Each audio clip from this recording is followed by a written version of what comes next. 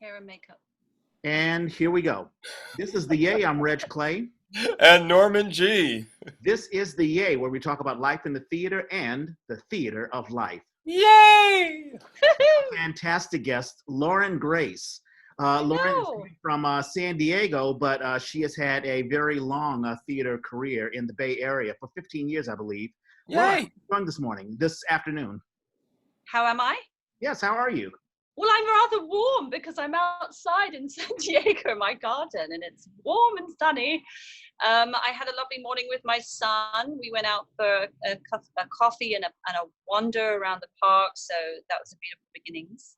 And now I get to talk with you guys. I'm excited. Yeah. Thank you so much. And people may see there's something new in our little banner here, but we are sponsored by, you don't see it. We are sponsored. I do see it.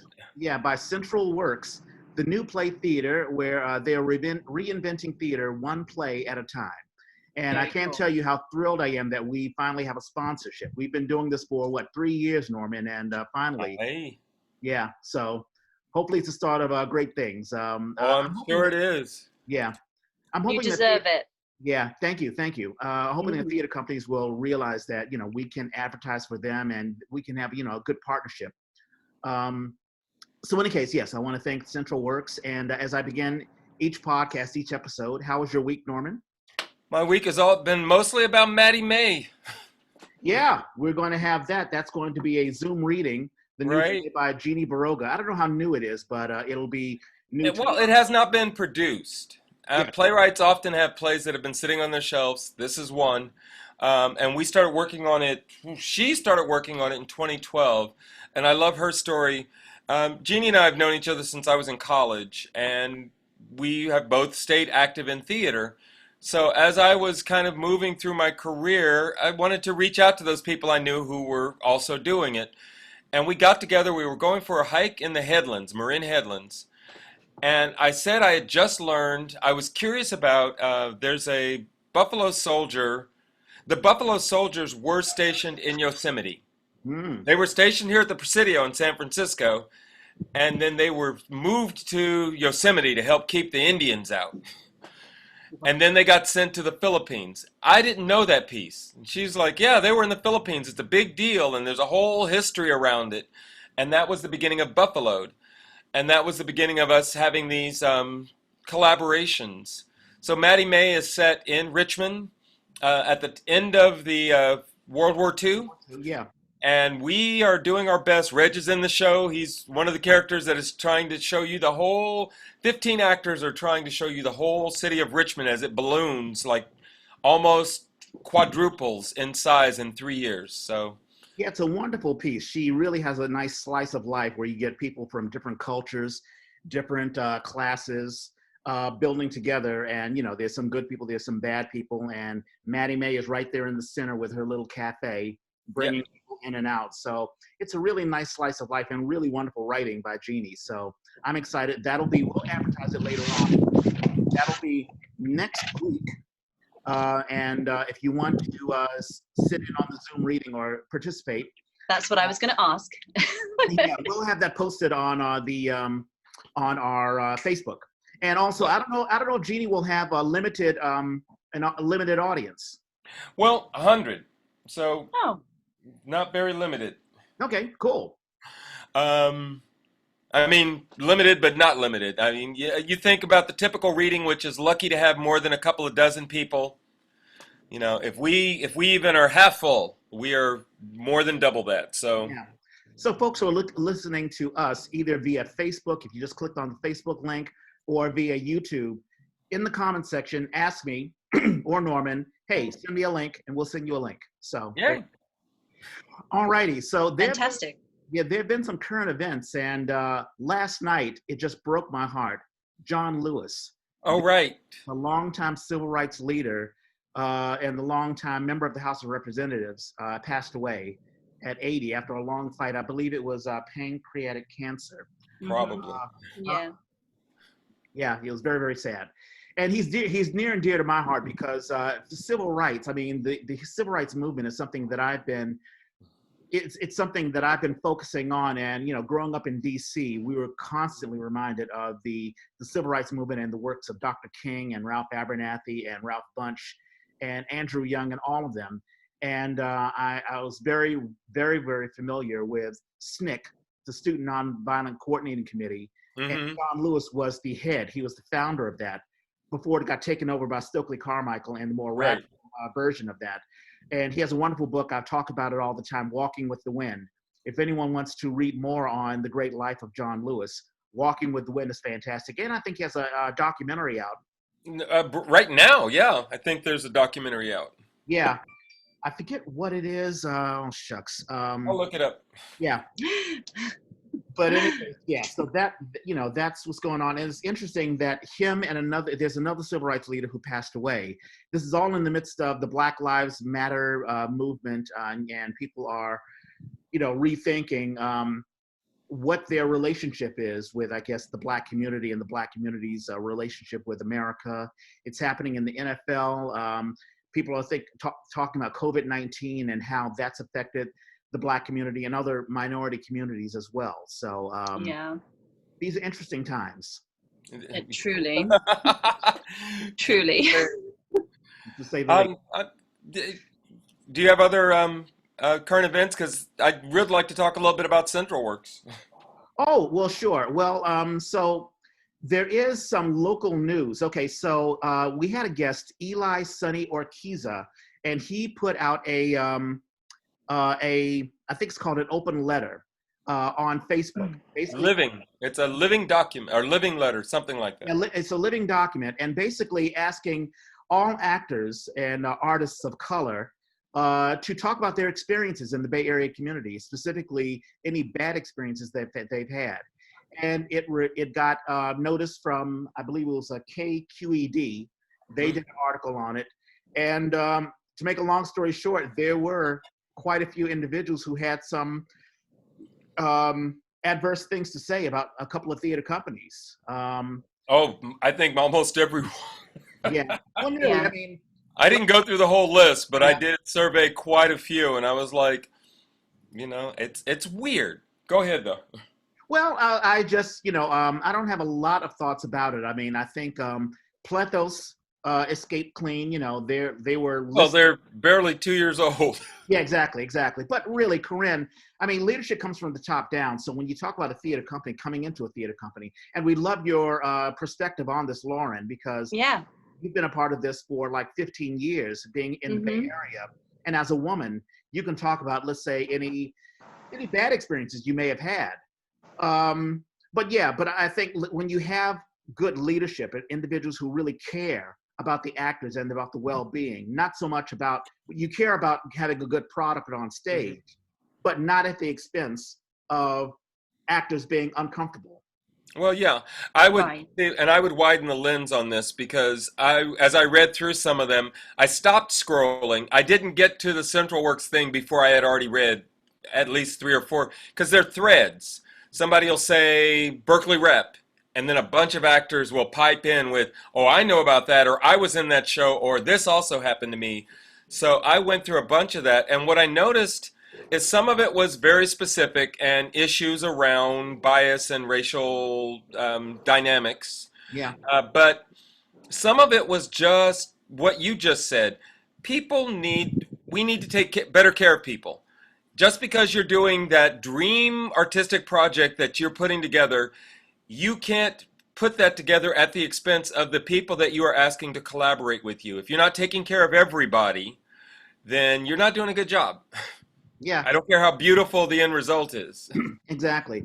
I have a couple of thoughts, but I want to hear from you, Lauren. I mean, what Okay. good or bad examples have you had, and what do you think just about, you know, the, I don't even know if you even knew about this project, and it's now expanded to the United States. I think there's a white people theater, listen, I don't know what the national letter is, but these, you know, this open forum has now gone to a national level. But what are your thoughts, Lauren, about Well, I did have an actor friend recently share with me some of the things that were going on, and it doesn't really shock me because I think of the times that we're in, and I think what's important to me is that everyone has an opportunity to have a voice. And I think what happens is there's always a hierarchy, there's always a status situation going on. And I think as an actor, you're often in service, you're in a service position, you know, someone else has the power.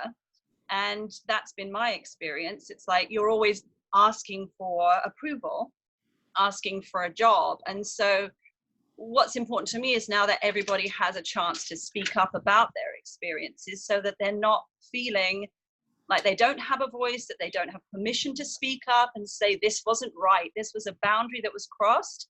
I've felt bad about it ever since. I've had to talk about it in therapy, but I can't put it to rights because it will ruin my career, or I won't get hired again, or, you know, those kinds of things. That's where it's very tricky. And one of the things about not being an actor anymore is I don't have to be in that position anymore. And I actually love not being in that position, to be honest. When I think about going back to acting, it's like, God, then I have to go be a beggar again. And that's the thought I have. And it's horrid, but it's true in a sense from my experience, you know? Well, I mean, and we saw this all play out with Harvey Weinstein, that whole scandal. The stories of people and people who we all knew, faces that we knew, and their careers were halted because of a bad interaction with that man. Exactly. You know, that's what I'm talking about. Yeah, it's horrible to hear that, Lauren, because, you know, you were such a wonderful presence on stage. You and I, we worked together during the Guerrilla Shakespeare Company's version of Othello. And, that's right. You know, your collaboration and the chemistry that you had with Paul Santiago was just amazing. Yes. But you were in that. I think I may have seen that. Yeah, I was Desdemona, and Paul Santiago was Othello, and then Paul and I were together for 5 years after that. So yes, we did have chemistry. Hey, that's fantastic, and we love hearing those stories about, you know, love coming with it does happen. And that was at the Old Phoenix. That was when Linda Ayers Frederick had the Phoenix at Geary. But when I hear, you know, an individual, and I've heard, you know, a couple of individuals who aren't in theater anymore because of what you just said, because they were tired of, I guess, being treated like chattel, or being, you know, treated, not feeling that they are part of the collaborative process. You know, when I think of myself as an actor, and it's something that we at the Yay try to tell young actors who may listen to the show, that you're not just an employee, but you're part of the creative process. And a lot of times when I audition for a company, they're auditioning for me. You know, that's they right. ask me, and I may say, well, I don't know if I want to work with you guys. You know, we had Crystal Piemonte-Jeong, and she would say that she would go out to her friends and say, hey, listen, you work with this company. Are they, you know, how do they treat you? So I think I worked with Richard Side on Noises Off, but I also after that started taking his class, or it was one or the other. I was taking his class and then I was in Noises Off, something like that. No, it was the other way around. Anyway, the point is he stated, you know, when you go for an audition, you are auditioning them at the same time that they are auditioning you, and that just gave me a perspective I didn't have before, you know, and it gave me some power back in the situation of like, well, is this really where I want to be? Do I want to work with these people? Does it feel right? You know, do I take the job just because they offer it to me because I'm so lucky to do it? Or do I get to have a say in this, you know? And I just think that was a really great thing I got from Richard Side during that time that I studied with him, along with other things. But yeah, he's a great teacher. No, that's absolutely true. And I'll throw this back to you, Norman, as a director, as someone who, you know, especially when you're involved in casting, do you often think about that in the back of your head? Not only am I seeing if this person will fit in the show, but I want to present the best person that I can be, or that the company that I'm working with can be, to take that to them. I thought you were going to ask me if I was like checking them out. Oh, she's cute. Maybe I'll get I'm a married man. No, but even before I wasn't a married man, that was an issue. I remember once an young actress came in, auditioned for the show. She was wearing this gorgeous summer dress, and it was hot. And this was a children's show. So I'm like, okay, but she was talented. So I called her back, and I remember agonizing over it that night. Am I calling her back because she was cute? Or am I calling her back because I have a role for her. And so she came to callbacks, did a nice job, and I had to tell her, I don't really have a role for you. We bump into each other 2 or 3 years later and at one of TBA's mixers. And she says, "Oh my God, that's the best audition I've ever had. Thank you so much." And I said, "I need to tell you that what you wore in was kind of inappropriate. And it was a children's show. I would hope that you would think about that when you're going in, because you are wonderfully talented. That's why I called you back. But are you there to get a role, or are you there to get something else? Because that's Can I speak to that, Norman? Norman, can I speak to that just a second? Please.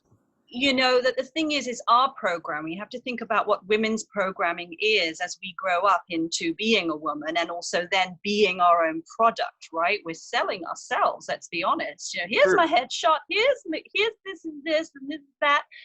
And so she's coming in and doing what she thinks she's supposed to do to get the role. Do you see? Yeah, agreed. It's not necessarily what she really wants to do, but the programming is so strong that she's not necessarily listening to her gut instinct, which is, I probably don't need to put this much makeup on and to put this dress on. It's a kid's show. You know what I mean? So, but it's so programmed into us. Oh, my son said to me this morning, "You look better without makeup, Mum." And I'm like, "Yeah, but I can't not put my face on," and it's like, wow, I have to look at these things, and it's like, bless him, he's trying to tell me. It's just, why do you need to do that? And I'm like, well, because I have to. Yes, and there are good reasons. Part of what I wrestled with was, am I going to say anything to her about it at the time? And I felt it was inappropriate. Yeah, at the time. I'm glad you spoke to her about it later, though. I'm glad you brought it up later. When she brought it to, because she was like, "I had such a good time." I'm like, yeah. I have to tell you that was a very disturbing thing for me, because especially at that time, I was a single man. And I was like, I made a decision as I became a director that I was going to keep a separation there. As lonely as I might be, there are plenty of places to find somebody to be with, not these people who are, because of the power dynamic. It's just, Exactly. And I think, and that was my point as far as leadership from the top down. Corinne and John, they not only cast the show, they not only, they look at the actors as sort of a partnership. And I think a lot of other companies should do the same thing, where they say, "Hey, listen, not only do we want to build a show and have a great performance, but we want to model this company that we're building, this theater, as a place which is a safe haven for actors to come in. We want actors to say, hey, we want to work with you guys again." I mean, talking with Susan Evans at the Town Hall Theater. Yes. She feels the same way. She'll check in. She'll say, "Hey, how are you doing? How is this? How is that?" I know that if a director comes at me the wrong way, I can go to Susan and say, "Hey, listen, this is how I feel." Like we've talked about the Marin Shakespeare Company and that horrible Thomas and Sally. I don't know if you heard about this, Lauren. I have not. I'd love to. Tell me all. Well, it was what was it, 2 years ago, Norman, do you think? Yeah, now. Yeah. So basically, an individual wrote a piece about Thomas Jefferson, the third president, and the supposed consensual relationship with his 14-year-old slave girl, Sally Hemings. Mm-hmm. And a number of Black actresses were like, "We have a problem with the play, and we'd like to talk about it." This is during the audition process. And basically, they were rebuffed. They were like, "Hey, listen, wow. if you're not down with what we're doing, see you later." Wow. Well, the company hid behind the playwright. They'd say, "I'm curious, I have questions about this." And they would say, "Talk to the playwright." And the playwright would say, "We've already workshopped this. The play is what it is. Your job is just to figure out how to make it work on stage." Yeah. And it was a disaster. And, it's a stain. Oh, no, it extended, and they did very well. And in fact, they even got a grant because of this controversy. Wow. And as soon as that money was spent, they were done with the discussion. They got a grant to discuss it, to work on implementing some racial sensitivity. And as soon as they were done with the money, they were like done with the conversation. Yeah, but it's success for all the wrong reasons, don't you think? No, I think it's a dynamic, and when we're doing modern theater, you have to give somebody the live experience that is unique, that it has to be unique from something that would be in film, something that is just storytelling. And so I think on that level, they're pushing the boundary. where I think the problem was is they did not invite any kind of feedback from any black person besides the playwright.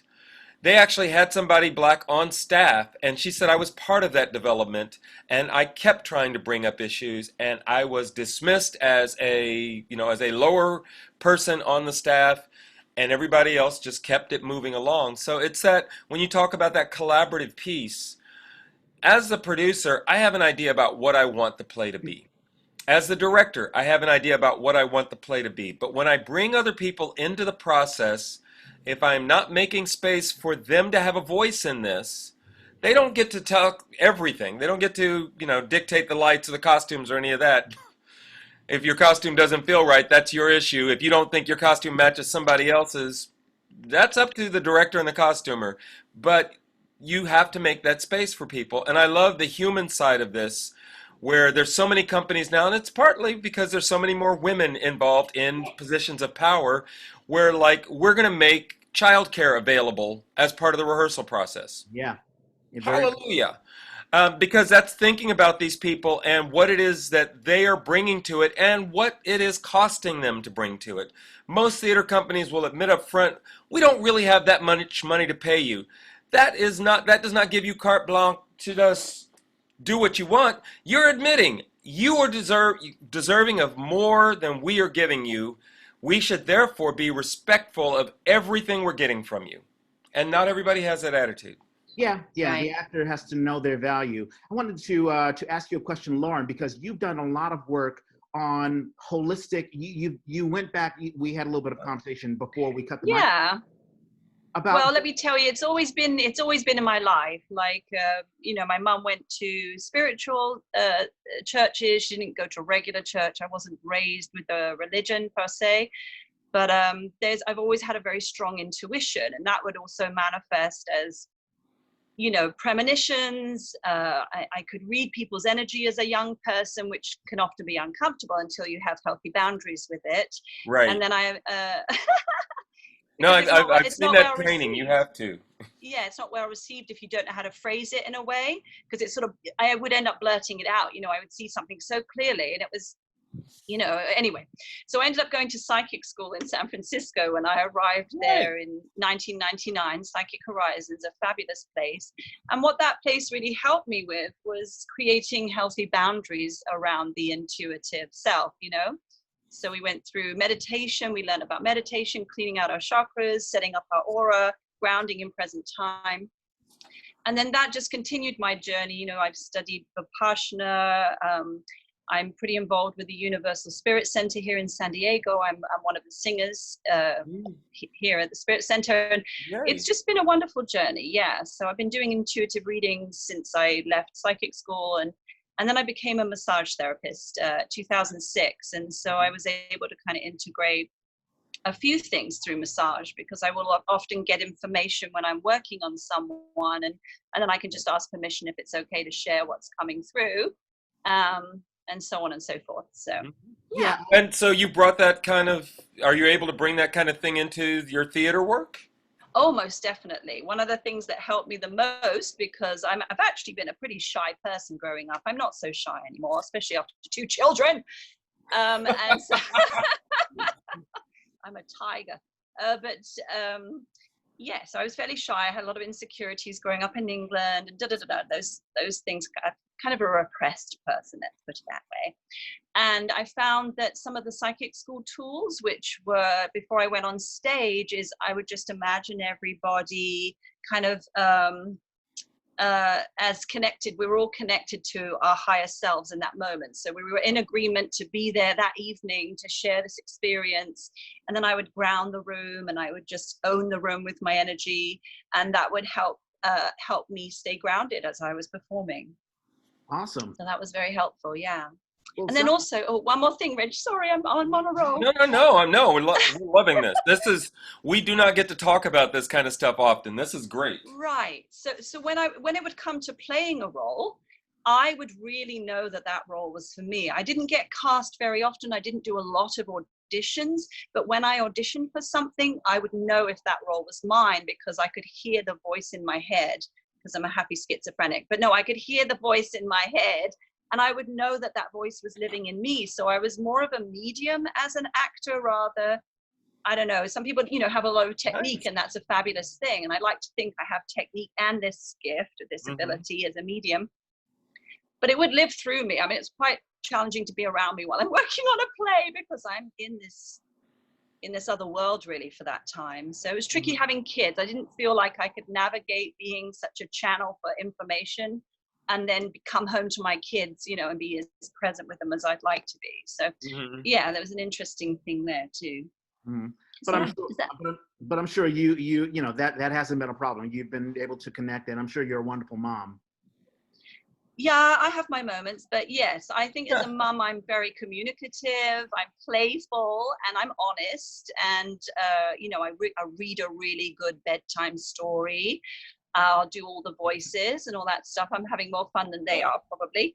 But, it's a performance. But that leads me to the Rainforest Art Project, where I'm now on camera. We record art step-by-step videos for kids going into the school system, and then we also do art education. So all of that's filmed, and then it's a program that people can buy through the website and bring to their school. We supply all the art supplies individually wrapped for each child.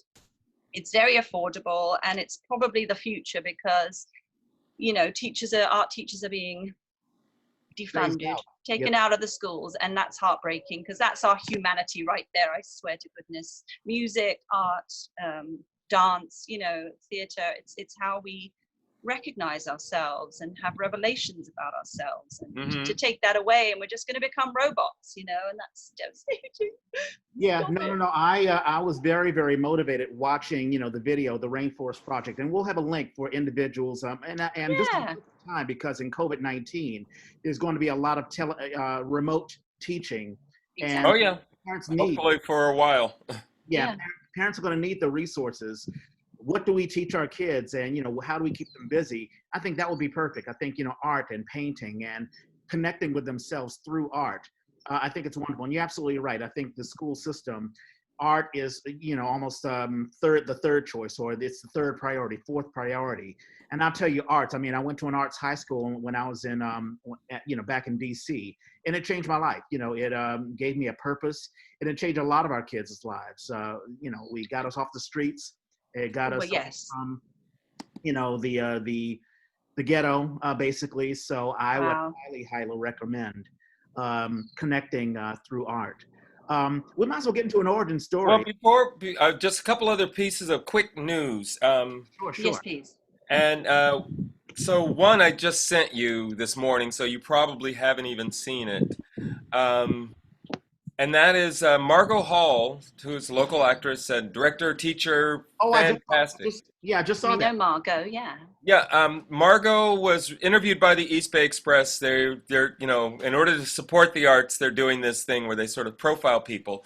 And so they talked about her. Now, what was obvious from the article, and she posted today sort of saying, let me correct a couple of things. Like, she and Peter Callender are not married.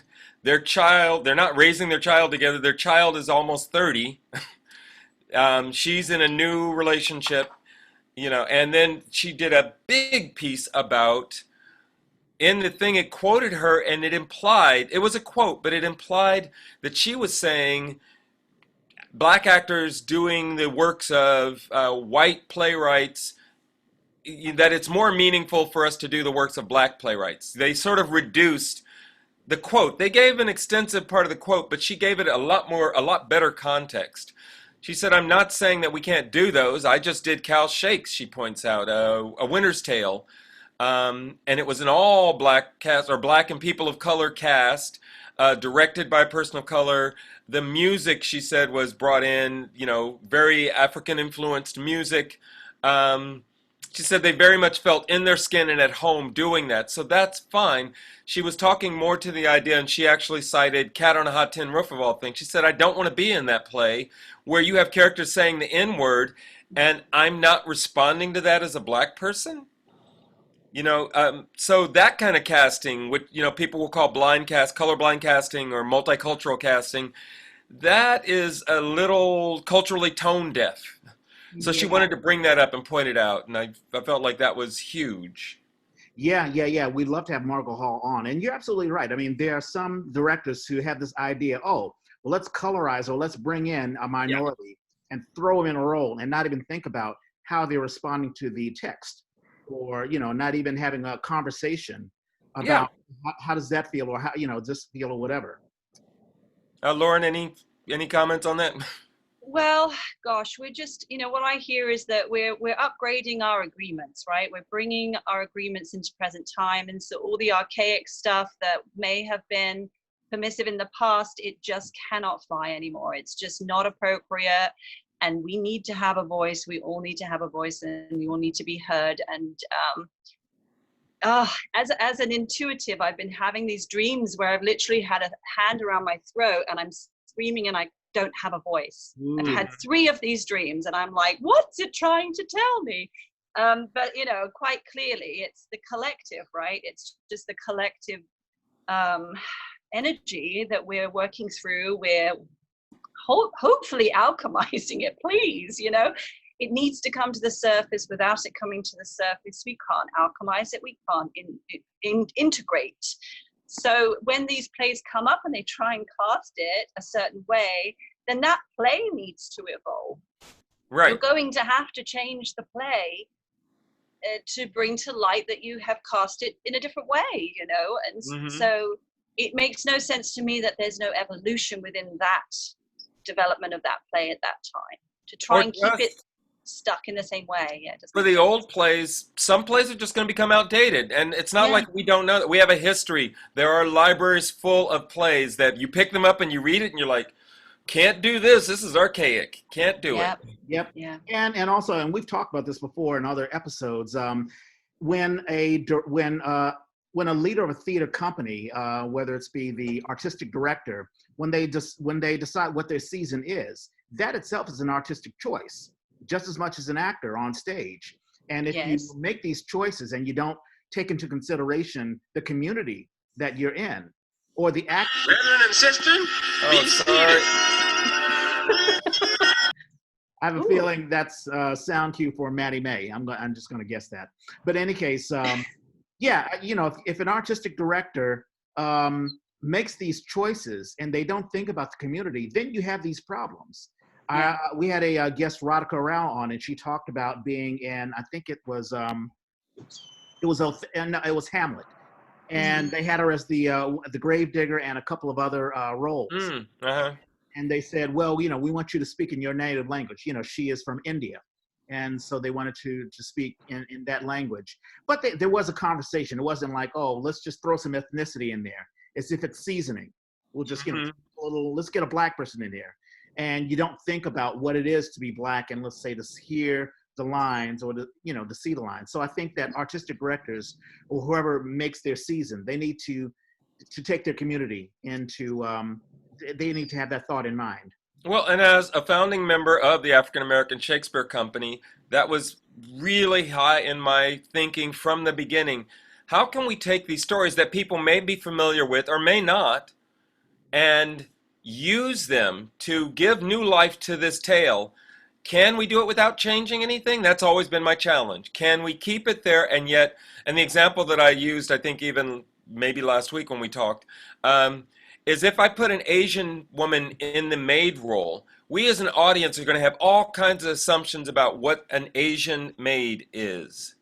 We don't have to have the actors do anything different. We don't have to change a line. We will automatically start making these assumptions, and a smart director and a smart actor are going to take advantage of that. And so the sly maid suddenly becomes a much different role than it would have been 200 years ago. Yeah, absolutely. One last bit of current events. I mean, it was just something that popped up in my head. There's been, and it's interesting, Lauren, you talked about how a community needs to connect with one another, and we need to see each other as one.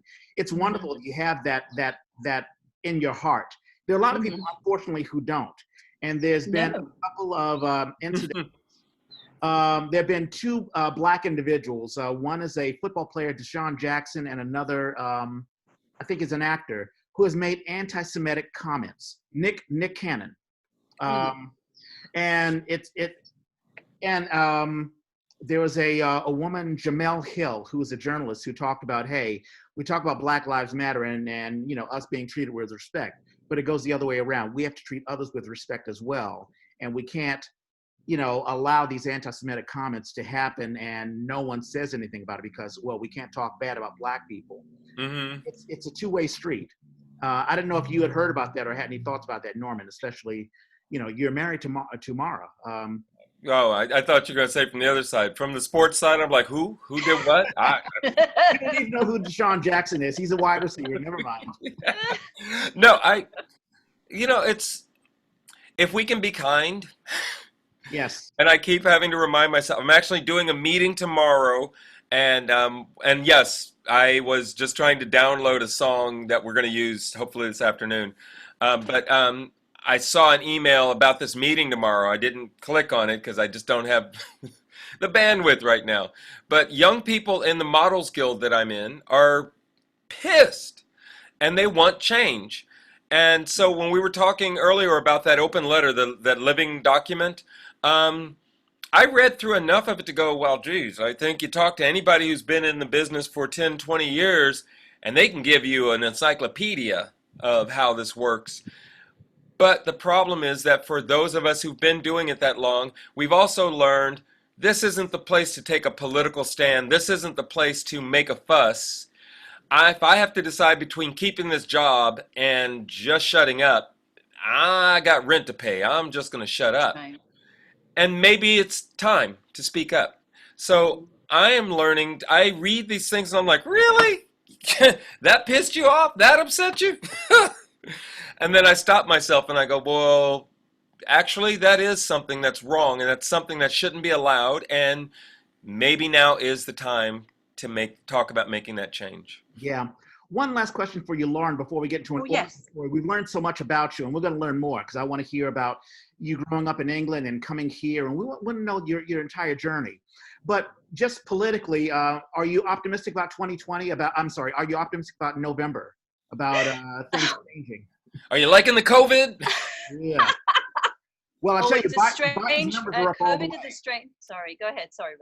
I was just going to say that Biden's numbers, all of the polls have Biden ahead. So. Well, I just have so much feeling about all of that because, you know, I was Elizabeth fan and really feel like a woman in office is really, really necessary at this point. And so many other countries have women in office, and you know, women as their president. And we, you know, and we had a prime minister like in the 80s who was a woman. So in England, so you know, I mean, it's just for me that is so vital at this point.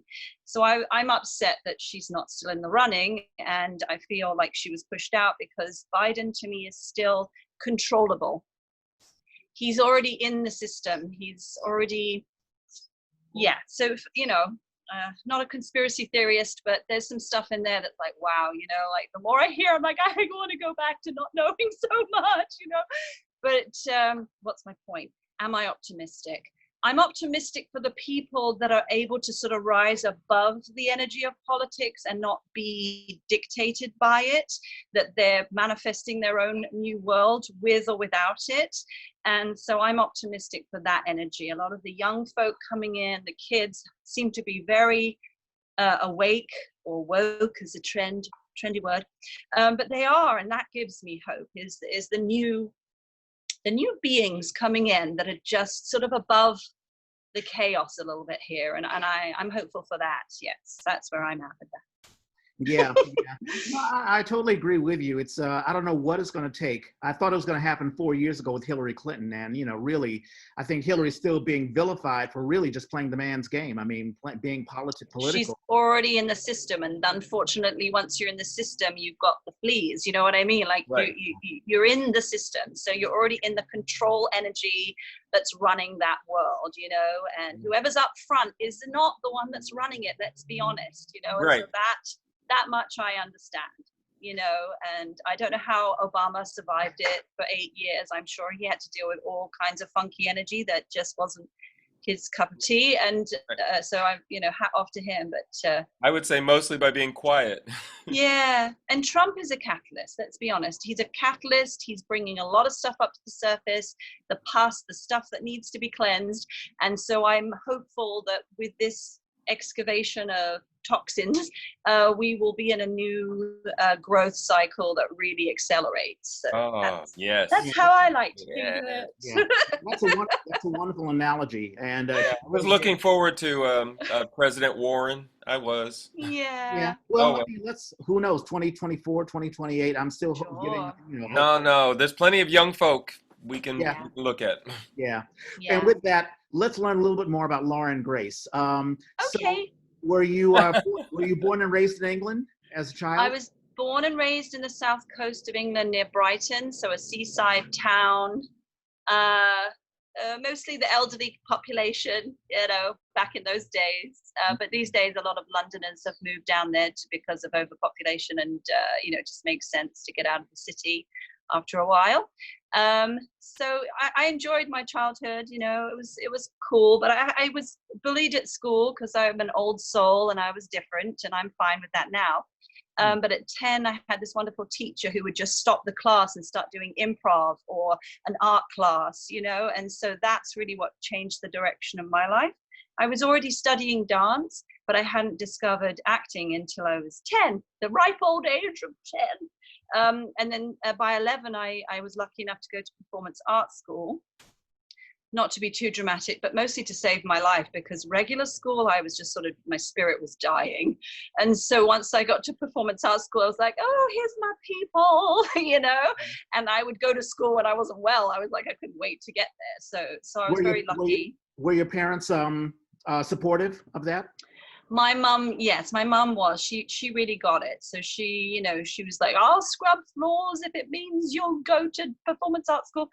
So bless her for that, because she did make some sacrifices so I could go. And then I went to Red Roofs Theatre School after that, from the age of 16 to 18.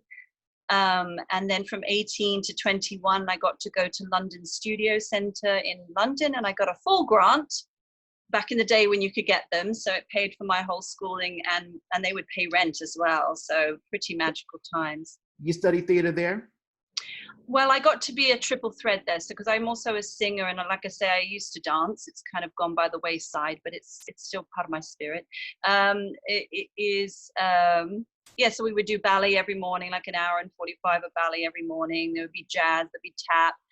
But then I was called an actor bod. There's the dancer bod, the improv bod, as in contemporary bod, and then I was an actor bod. So yes, I was going down more the road of theatre and singing. But yeah, and then from there I stayed in London and auditioned a bit, and then I was like, I've got to get out of this country, and that's how I felt like I needed to travel.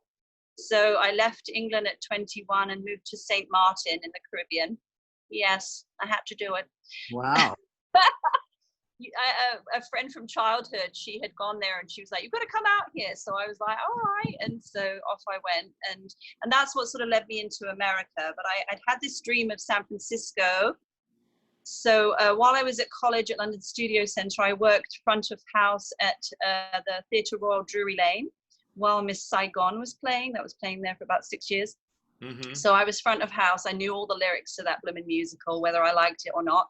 And from there, what was my point? Oh Lord, I lost it. Yeah. Anyways, what was it? No, I think you were talking about how you got to America. And yes, Tales of the City, Armistead Maupin. Oh, Tales of the City. I started reading that book series. A friend of mine from Brazil who was working at that theater.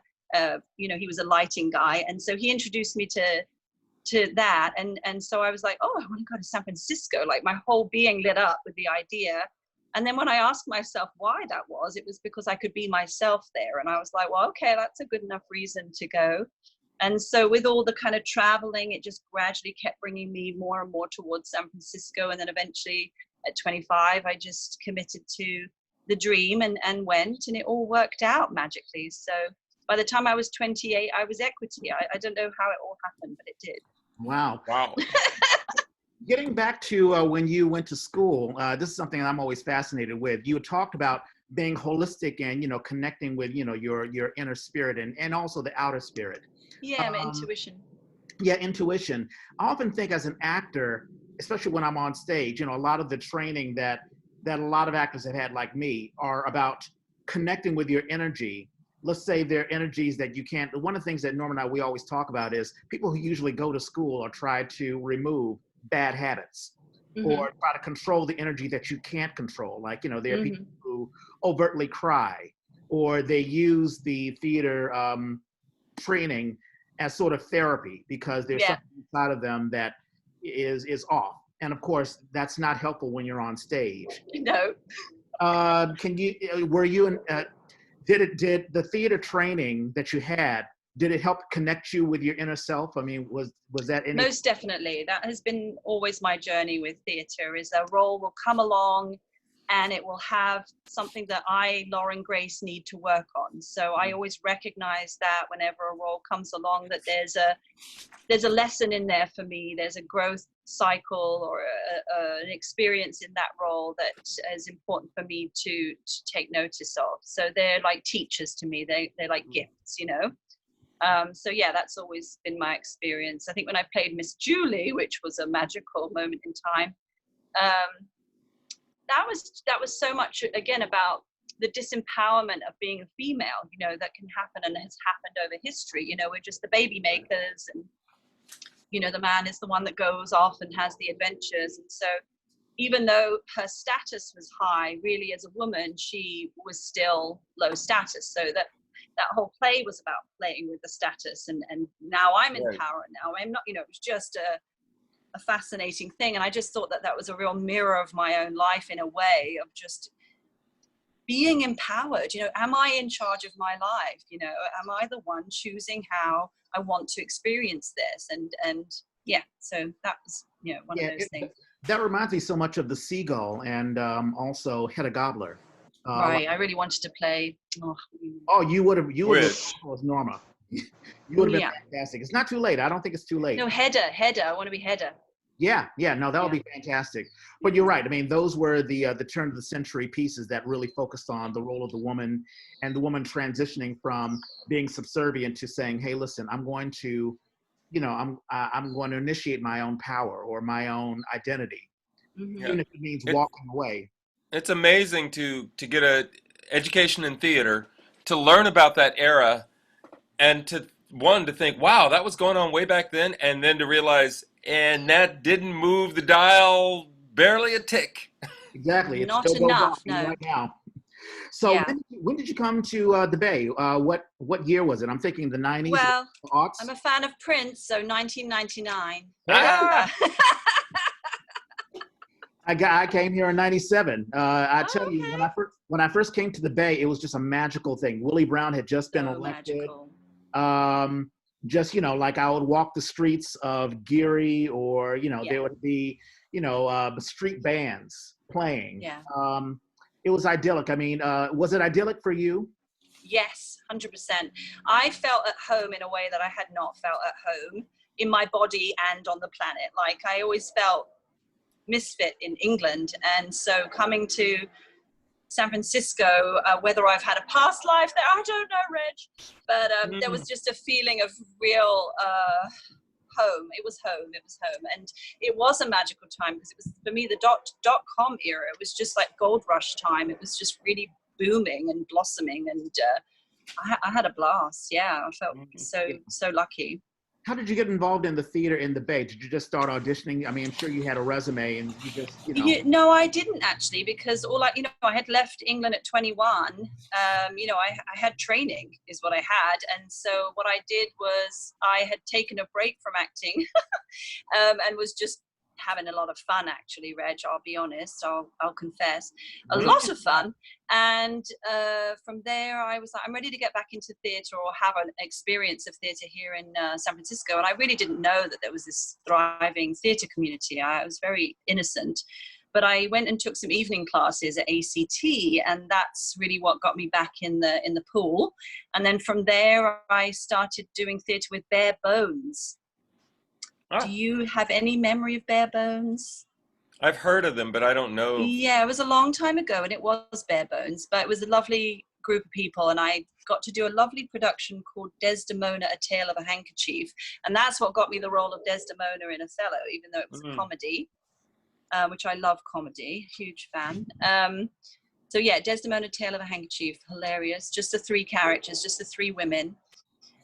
So that happened through that theater, and then it kind of moved on to Gorilla Shakes and etc. etc. So I did have a lovely connection with Linda from the Phoenix Theater. I actually lived with her for a little while. Yeah, I lived there for a while. I used to live with her, and then we did a play called Unhampered by Sanity, and that's such a great title. Unhampered by Sanity. So I played like a Courtney Love character, you know, and this ghost of an artist from the past. She anyway, I can't remember all the details, so I'm going to try not to go into it because I'm going to find myself at a full stop.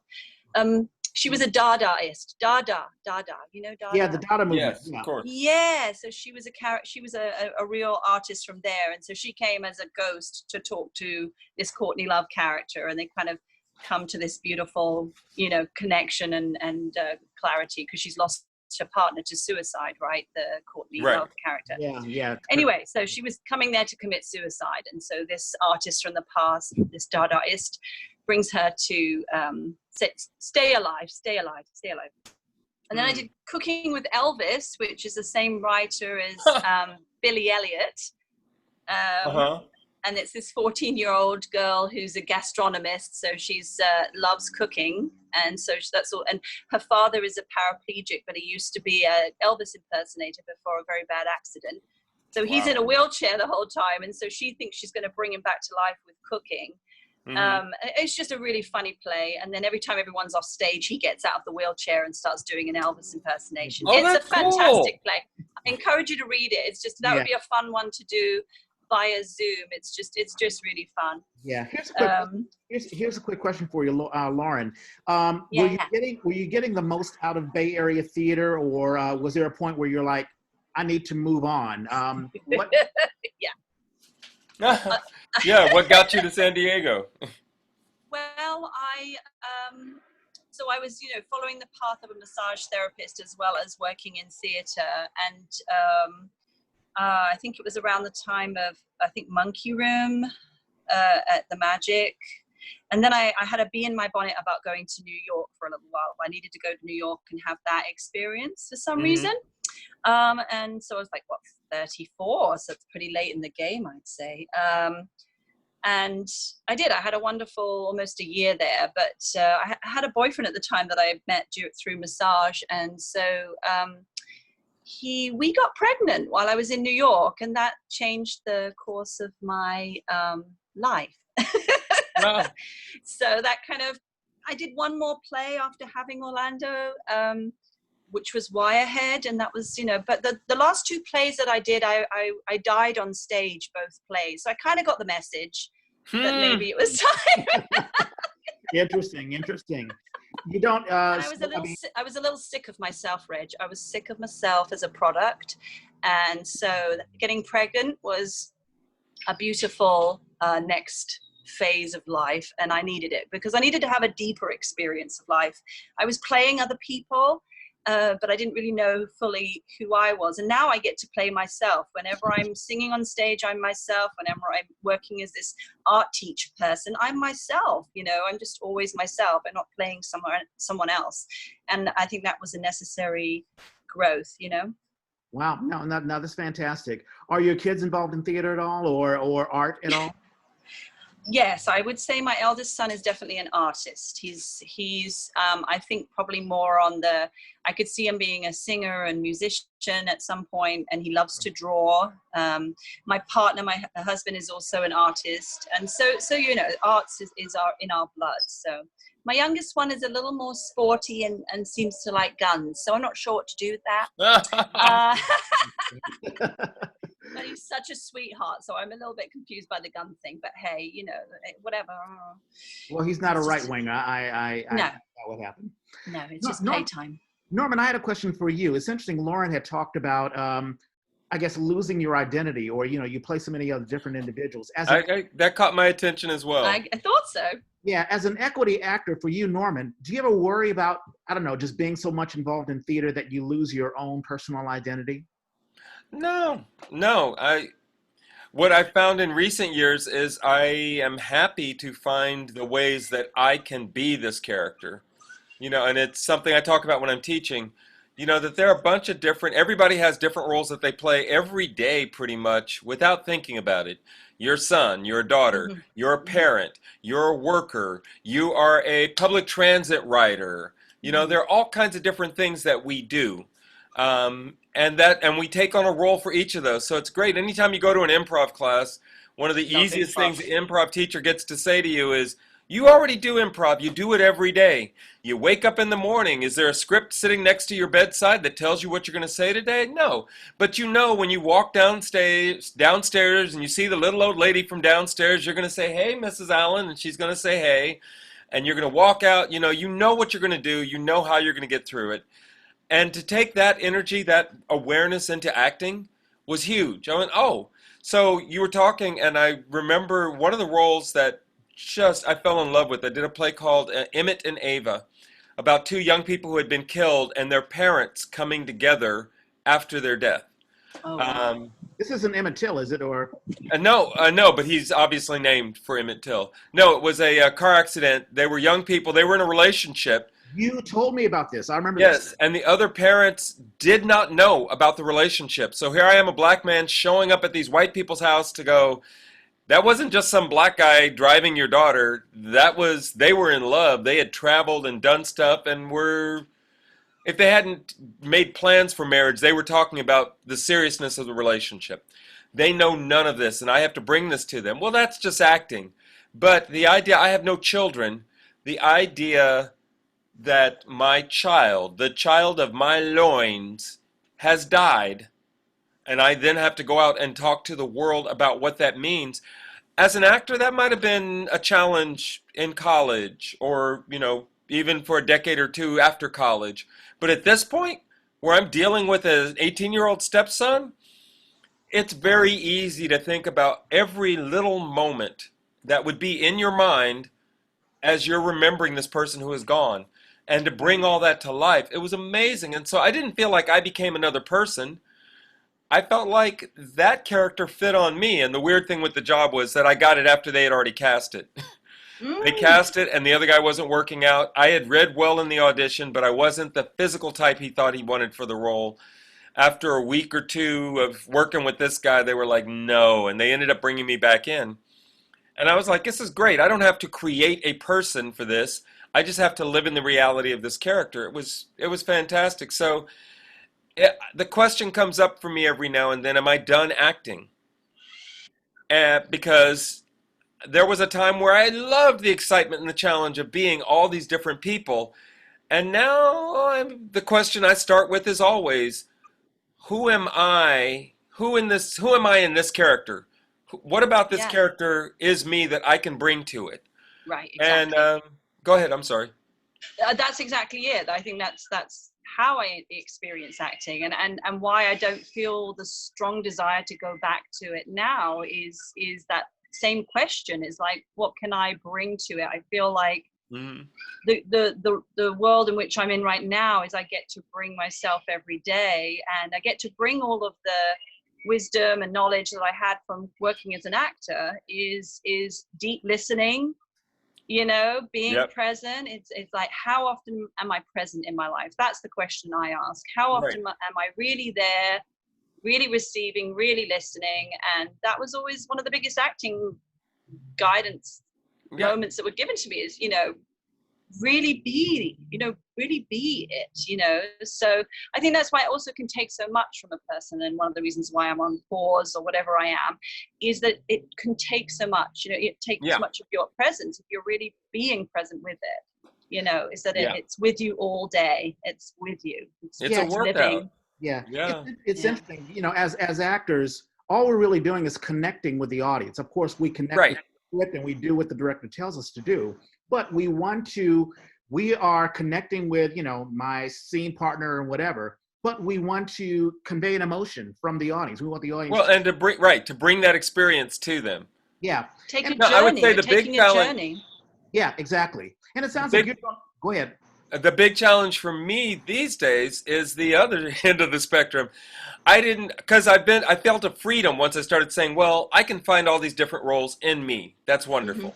Mhm. Now I'm finding myself like I've played old guys a couple of times now, and I tend to think, well, I gotta like do something to be that old guy. And now I'm like, no, actually, A, I am an old guy, but B, there's so many parts of being an old guy that I, in my personal life, am working against. Like my voice is still vibrant. I want that, but if I'm playing an older character, then maybe my voice just isn't as vibrant. Yeah. You know, Yeah. my physicality. I'm trying to take care of my body because I want it to last. I would love to get at Yes. least another 2 or 3 decades. But Yeah. you know, but that takes an effort. I can feel the places where the body just wants to give up. And I can let that be a part of my character. And I've actually worked with characters that work with canes. And people will say, wow, so do you use a cane? And I'm like, do you see me bouncing up and down the stairs? You know I don't use a cane. Yeah. But Yeah. the character does. It's an interesting thing. I don't feel 51, although I am. Right. Well, this is what 51, I'm trying to correct people's language on this. This is what 51 feels like. Everybody else has this messed up, including you, have this messed up idea what 51 is. This fantastic body that you have, this vibrant, alive body that you have, that's 51 for you. Not Yes. for everybody else, but for you. And I say that all the time. I am 60, and people are like, oh, but you look 50. I don't care what I look. Yeah. I am 60. I am happily 60. I plan on being happily 100. Yeah. Mhm. Lauren, I was going to ask you, I mean, the connection. How old am I? No, he made that mistake last week. No, you look I have fantastic. no shame. I'm 45. I have no shame in my age. I've earned it. Mm-hmm. I've earned it. You make 45 look fantastic. No, you Thank really, you, Norman. But you have a connection with. I mean, do you have one-on-one the work that you're doing now, the Rainforest Project? Art. Yeah. Do you connect one-on-one with students, or is it just an interactive thing where you do the video and you ship the products? It's do you interact with students? It's a growing role, so I believe there's going to be more time going back going into schools. I say going back into schools because I have gone into schools quite a lot because I've had other art teacher jobs, where I was working at a school called Newbridge, which was a school for kids with learning difficulties, and they had funded themselves to have an art program. So we would go in every Wednesday and work with each class, and it was their favorite class of the week, and it was my favorite too because I just related to these kids. I struggled in school academically, and maybe I would have been called dyslexic now, I don't know, but it's not something that I have a problem with now. I guess I had some blocks, but whatever.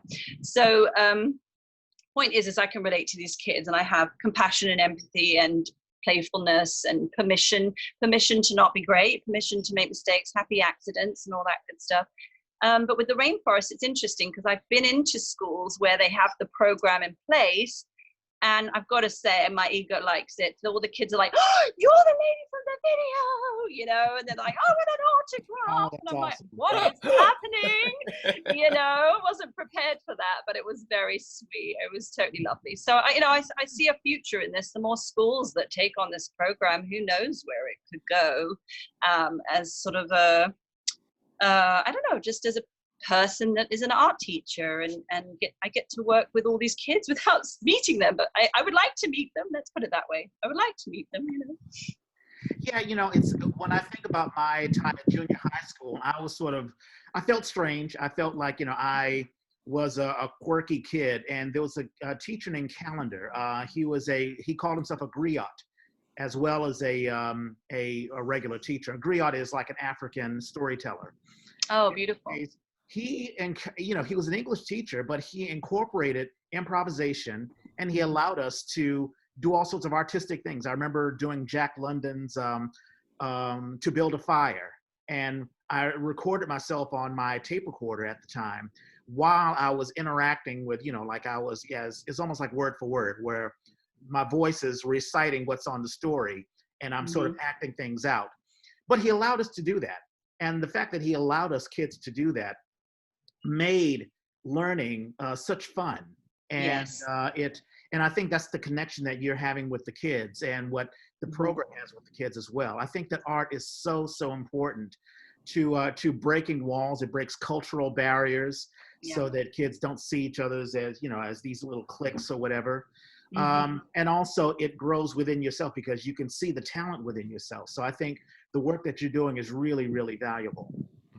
And it's calming. It's calming to our nervous system. I don't know about you, but my nervous system has had a workout for quite a few years now. And, adrenal fatigue, and so art has been saving my life personally. So I get the value of it. And to share that, with like my meditation and yoga teacher background and all of this stuff is like I bring all of that into the room. So we do a little bit of breath work, we do a little bit of meditation, we can, we connect, we ground, we get present, and then we have an art experience. And it's always about permission. It's not about perfection. It's not about end product. It's about being in the moment as it unfolds. And that's what I'm in it for. That's my message every day. So no, get to share that. Yeah, no, that's fantastic. And we have hit the 1 hour mark. It's 1:12. No way. I want to be respectful of people's time. Now, you're so sweet. Yeah, we are definitely running to a crazy rehearsal. Yeah. It's gonna be a fun rehearsal. That's what I meant to say. Well, I'd love to see it. So I'll click on that link and say yes, please. So yeah, I'd love to absolutely. be an audience member. Lauren, I want to have you have the last word. I mean, what are your lasting memories? Hopefully, wonderful memories of Bay Area theater. Oh, well, it's got to be the family that I made there, all the different friends that I've worked with. It's so intense to work on a play, whether it's a comedy or a tragedy or whatever, or a drama. It's really about those beautiful connections and the honesty that you get to unfold and getting to do those performances over and over again and mine them for new and exciting moments, So I love it for that. I love it for all of that. I didn't realize that you lived with Linda S. Frederick. How did that happen? I did. Well, that's a good question. Oh goodness, this is where my beautiful memory. I can't remember. I can't recall. Were you like just the way theater works? Yeah. I'm curious. Go ahead. I'm sorry. I go right ahead. to a lot of different abodes during that time, and I think she was probably my last abode before I moved in with Paul Santiago. So, I just needed a place to live, and she had an extra room in her large Victorian house, which was quite magical in Cole and Carl, and it was lovely. She's a lovely woman. I was gonna ask. Go ahead. Sorry. Go ahead, Norman. I was going to ask how you got to San Diego. My folks live in San Diego. What neighborhood are you in? I'm actually out by Chula Vista. I'm in Chula Vista now, so I'm quite close to the border. Yeah, Chula Vista, baby. I love that song. No, they're in Normal Heights, so I always have to ask because I didn't even know there was such a thing as a neighborhood named Normal Heights. I know. Well, and I love saying, well, my folks live just outside of Normal Heights. That's where the Spirit Center is, and so I go there a lot. Oh, yeah. Do you go? What's the cafe? Lestat's. Yes. If you go in the morning, well, you can't do any of that right now. But in normal times, my stepfather was there probably every morning. Tall, old white man, sitting in the front window with a group of people every morning. Wow. Yeah, that was his spot. That's his spot. Yeah, well, my husband's he's Filipino, but he grew up in San Diego, so his whole family's here, and we wanted to have a second kid, and so we have grandparents, because I'm in this country by myself, and that really shows up when you start having children. It's interesting who shows up and who disappears from your life all of a sudden when you're like, could you help me? So yeah, you said he's an artist too, theater. He makes stuff. So during this is no, it's not theater, but he's I consider myself an artist now rather than an actor. I'm just a broadest title of artist. He hand makes items. We've been making all of these masks for that's fantastic. The COVID thing, and that helped us a lot through. Yeah, that helped us through an interesting, suddenly, no work, right? All of my jobs are going in and dealing with large groups. So all of my work just came to an end quite abruptly. And so we started making masks, and that's been fantastic. Yeah, so he's beautiful, beautiful. Sad to hear that it sounds like you guys lost a little bit of money because of COVID-19. Because I'm the income, and so that just all stopped, and so that was a bit of a shock. But because we already had this little business called Good to Be Green, where we're making these pocket belts, like the festival belts, but sort of a modern version. We have a little Etsy store now, and so that's a little sideline business.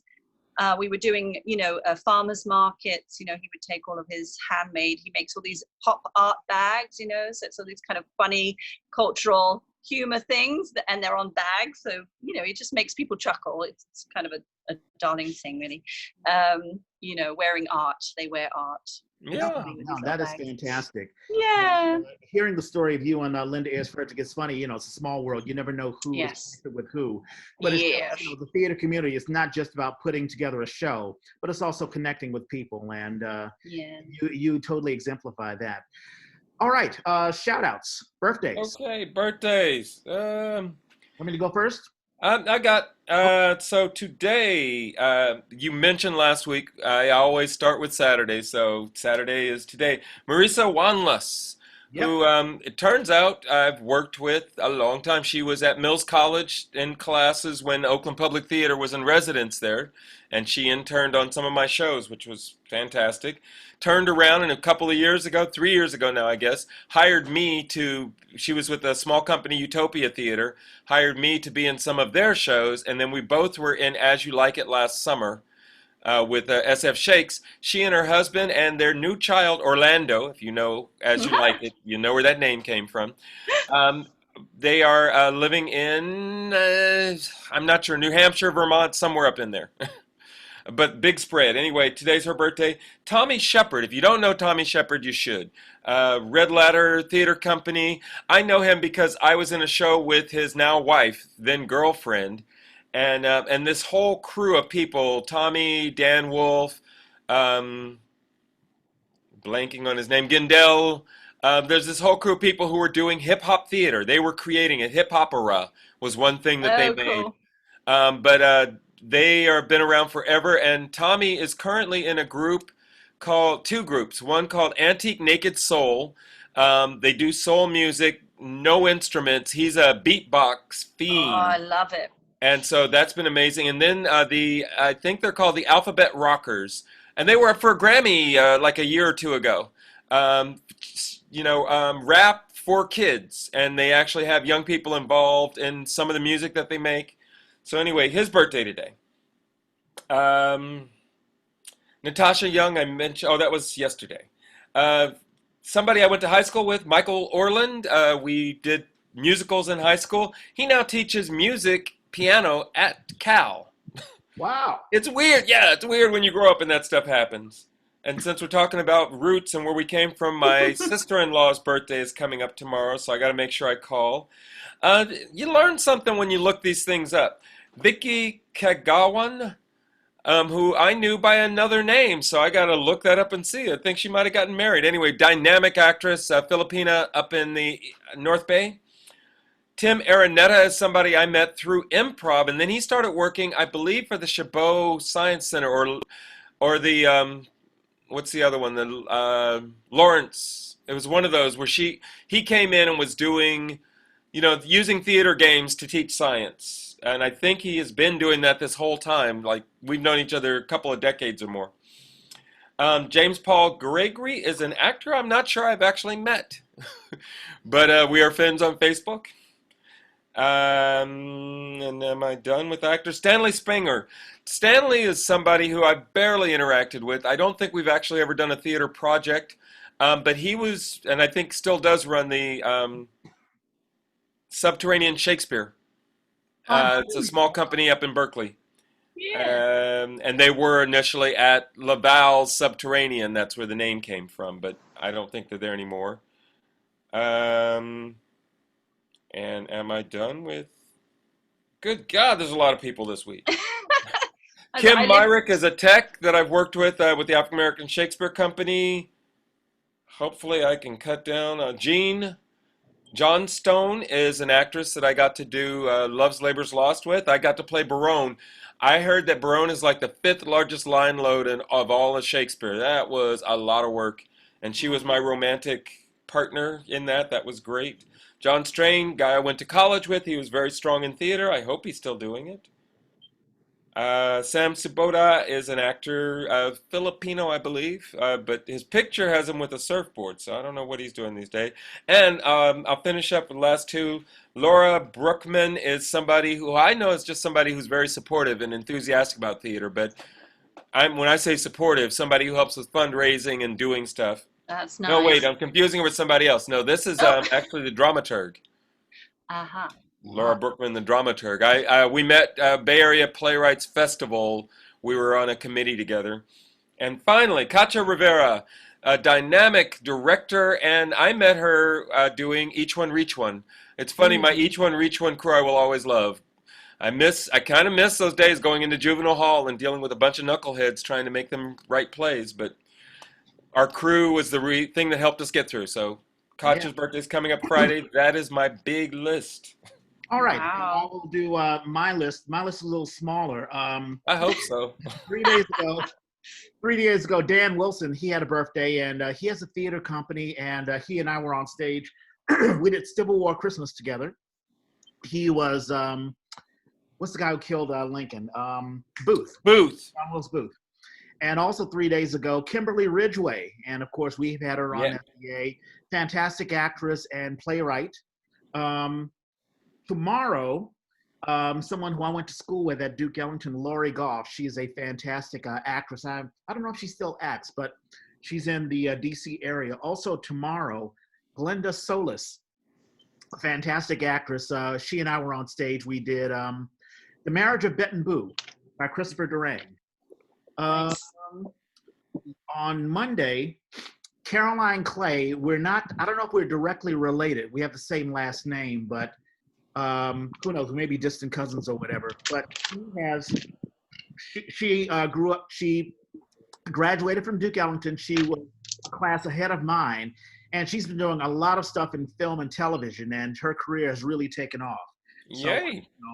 Give her, wish her happy birthday. Also, Stephen Collins, and he and I recently did a reading of a play for the Playwright Center for San Francisco. He's a fantastic actor, and he regularly works with the Playwright Center, and he's a fantastic guy. So his birthday is on Tuesday, and I think the last one, actually two, Ashley Rockwood Melger. Her birthday is also Tuesday, and she and I, we did Bat Boy the Musical at the Ray of Light. Oh, wonderful. And that's a fantastic musical, really fun. Matter of fact, James Iglehart directed that before he won his Tony. Nice. Also on Saturday, and usually I don't even go beyond Saturday, but Tom Ferris, his birthday will be a week from today, and he and I were on stage. We did 110 in the Shade at the Douglas Morrison Theater. 110 in the Shade is an adaptation of The Rainmaker, and I was Bill Starbuck, the Black Bill Starbuck, so that was cool. And that's it. That was plenty. Yeah. There was something going on 9 months ago throughout history. Apparently, there's a lot of something. Yeah. You want to promote Maddie May? I was gonna let you. I'll do Maddie May. You do Radio Golf, or do you want to flip it? So I'll do Radio Golf. You do Maddie May, and I'll do Angaspia. So Perfect. Radio Golf, that is an August Wilson piece. It seems to be an August Wilson thing going on. Everyone's doing it. Norman and I, we will be on doing that, and that will be Wednesday, I believe the 22nd. Yes. Yeah, 22nd. And that will be, I believe, 5 p.m. 5:30. I think we'll open up the waiting room at 5 p.m. Yeah, 5 p.m. Pacific Standard Time. So we invite everyone to check that out. And once again, if you want to, the reason why we're not posting the Zoom links just automatically is that sometimes these plays have to be limited. The audience has to be limited. So to control that, we ask for people to ask for the links. So Right. Yeah, you have to RSVP and then you'll get the link. Exactly. So Radio Golf, I forget who is it. I think it's the Charlottesville Theater Company. Yeah, I was looking that up. CHAP. I'm not sure exactly what that stands for. Yeah. But Leslie, I don't know Leslie's last name, but she is running it. I believe she's directing it. Mhm. She was in the last August Wilson piece that you and I were in. Gem of the Ocean. That was Beautiful, fantastic. beautiful. So, in any case, on Wednesday the 22nd, we have Radio Golf. August Wilson, Norman and I will be in it. Norman? Great. On That's on Saturday. Well, Radio Golf is. No, Radio Golf is Wednesday. No, Radio Golf is Saturday. Okay. Maddie May is Wednesday. Trust me. I'm sorry. I am the director. Maddie May is Wednesday. Welcome. Maddie May is Wednesday. Don't you dare go to the wrong Zoom meeting. You got it. You got it. And we're involved in both of these. Reg is in, Maddie May, and I already talked about it a bit. Richmond, the Shipyards. The name is a fictionalization of Minnie Lou's, which was a popular diner back in the day. And she actually managed to be the first African American woman to get her liquor license because she was running a juke joint at night. So we get to see our characters working at the shipyards, coming in the morning or lunch to get their food, and then coming and being some of them part of the band. And she's woven at least 4 or 5 different stories where we get to see just what all the things that were going on in that world for those people. So that'll be a lot of fun, and that's Wednesday, 5:30. I think our waiting room will open up at 5. Yeah, and that's the one you'll get an RSVP for. I guess also for Radio Golf, you have to sign in, and then you'll get the link. And they're both, I'm not sure about Radio Golf. Maddie May is, well, they're both fundraisers. So I guess technically that means they're free. If you have no money, don't let that be an impediment to you getting in. Go ahead, Rich. What else you got? All right. And that will be, shucks. It's a radio. So Wednesday will be Maddie May? Wednesday will be Maddie May. Exactly. Wednesday the 22nd is Maddie May. All right. Saturday the 25th is Radio Golf. And just before Radio Golf will be Bindlestiff Studios, which is a Philippine company. They are having 2 stage readings, actually 3 stage readings. One will be the play that I've written called Ang Espia. Ang Espia is a adaptation of Bertolt Brecht's play, The Informer, part of his series of his series of Fear and Misery in the Third Reich, basically life in the time of Hitler, and we're adapting it to times in the life of Trump. And it deals with a Philippine family who has to deal with the ICE raids, things like that. So it's a quick play. Also, along with that, Conrad Panganaban has a play called Mr. Kilikili's Mom and his So Bindlestiff is calling it the Quinto Stage Reading Series, and that'll be July the 25th at 8 p.m. And I'm very, very happy to have Bindlestiff produce and promote one of my plays. So we're first, Radio Golf, yes, then your show. On the Sphere, yeah, exactly. Okay. So there you go.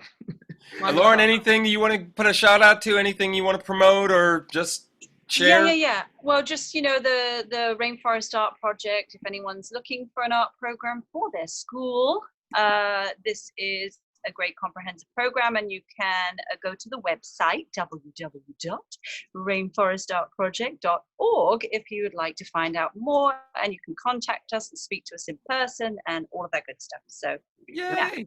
And also, thank you guys. And you have a wonderful YouTube video as well, and we'll put a link to that as well. Lauren, did you have a good time? I had a fantastic time. Thank you. Thank you so much. Lovely spending time with you guys and hearing about your stories too. I appreciate it. Appreciate you sharing. Yeah, and we appreciate you sharing as well. So for anyone who's watching, you're probably watching on YouTube or you clicked on the link via Facebook. But we invite you to click subscribe and continue to follow the Yay. Once again, we're so thankful that we are being sponsored by Central Works, who are reinventing theater one play at a time. And we invite other theater companies, if you're thinking about participating in a sponsorship for the Yay, contact me directly. If you're watching this, you can link and subscribe via YouTube. If you're listening to this via audio only, you can subscribe via the Apple Podcast app or via SoundCloud.com, or just download the SoundCloud app. That's it. Thank you so much. And as Norman and I always say, we gotta find a better sign off. And we are out. Thank you so much. You're hilarious. Have a wonderful afternoon. Ooh. Yeah, thank you. Yeah, so thank much. you. Lovely No, to meet we're you, Norman. glad to have you on. I love that we get to put out that business about spiritual, how